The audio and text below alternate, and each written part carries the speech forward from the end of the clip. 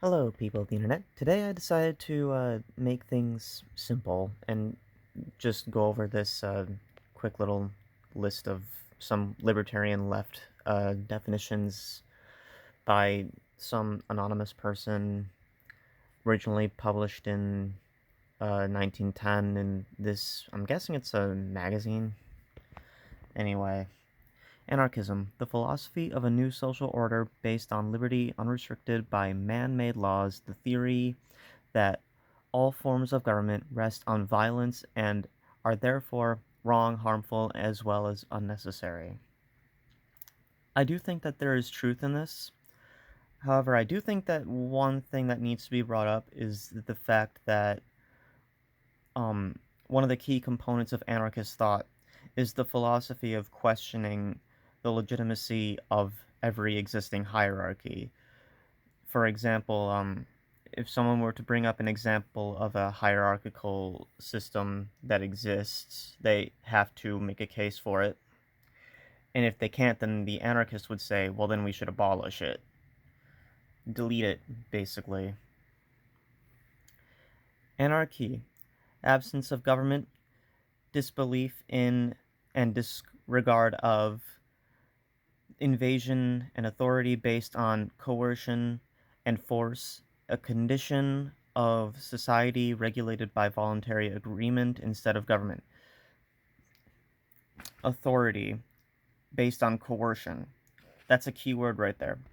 Because anarchists are not necessarily against certain types of authority. What they're against is hierarchical authority.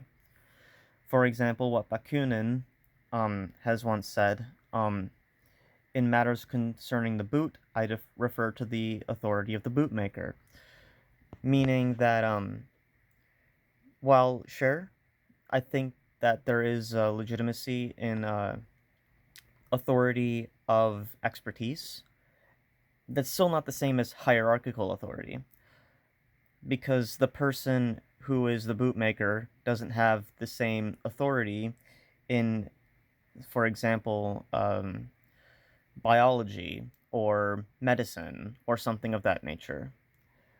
It's going to be an anarchist society is going to be one or is one based on different people of different skills working together using their different skills towards common ends.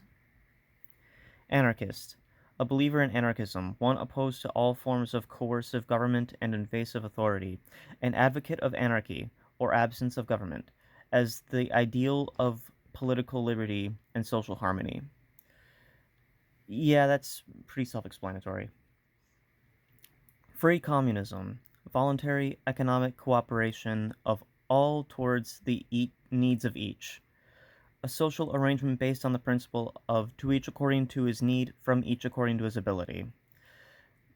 Now, I want to bring up the word free here. The word free. A lot of people seem to misunderstand the fact that communism is supposed to be free by definition. It is supposed to be a classless, stateless, moneyless society. Basically, it is supposed to be a society without money or government, without classes.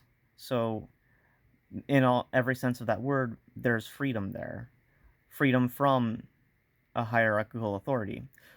The thing about free in this context, I believe, refers to the fact that there was a huge split in leftist movement, in the leftist movement from uh, during, the times when leftism was becoming a more of a defined ideology, or becoming a more defined umbrella of different ideologies, because of the fact that there were, most especially, there was a split between the communists or the Marxists and the anarchists.